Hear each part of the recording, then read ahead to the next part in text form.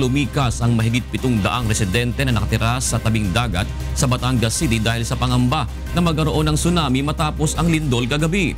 Para sa detalye, nasa linya po ng ating komunikasyon si Vincent Octavio, live. Magandang umaga, Vincent. Yes, magandang umaga, June. Dito na sa Community Park, nagpalipas ng gabi ang mga residente mula sa iba't ibang barangay dito sa lungsod ng Batangas na nakatira malapit sa dagat nang lumikas ang mga ito mula pa kagabi.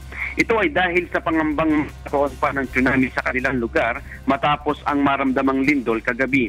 Ayon sa ilang residente, nabasa nila sa social media na magkakaroon muli ng mas malakas na lindol at magdudulot ng tsunami sa lugar.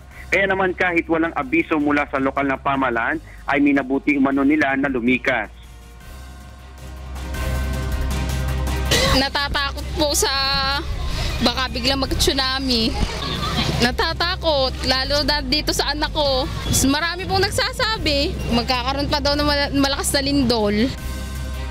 Mula sa Barangay Santa Rita, Santa Clara, Barangay Wawa, Barangay Calicanto, Tabangao, Aplaya at Barangay Malitam ang mga residenteng lumikas.